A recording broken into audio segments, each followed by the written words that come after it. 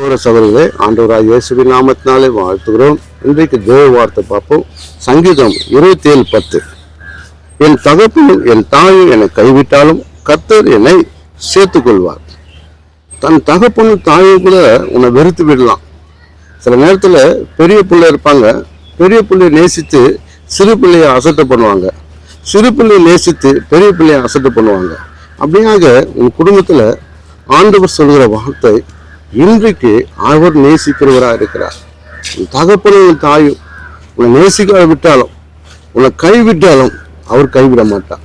எல்லாரும் உன்னை கைவிடலாம், உன் கணவர் கைவிடலாம், உன் மனைவி கைவிடலாம், உன் பிள்ளைங்கள் கைவிடலாம். ஆனால் கர்த்தரோ கைவிடாத தேவன். அதுதான் சொல்றார், உன் தாயும் தகப்பனும் கைவிட்டாலும் நான் கைவிட மாட்டேன். உன் தகப்பன் வெறுத்தாலும் நான் வெறுக்க மாட்டேன். உன் நண்பர் வெறுக்கலாம், உன் சொந்த பந்தம் வெறுக்கலாம், உன் ஓனர் வெறுக்கலாம், மற்ற எல்லாரும் வெறுத்து தள்ளலாம். ஆனால் நான் வெறுத்து தள்ள மாட்டேன். இயேசு உன்னை வெறுத்து தள்ள மாட்டார். இயேசு வெறுத்து தள்ளுகிறவர் அல்ல, நீ போன்னு சொல்லுகிறவர் அல்ல.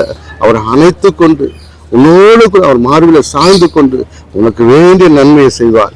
உன் கண்ணீரை துடைப்பார், துக்கத்தை மாற்றுவார். கவலைப்படாது, கவலைப்படாது, பயப்படாது. தேவன் உனக்கு துணை நிற்கிறார். ஆமென்.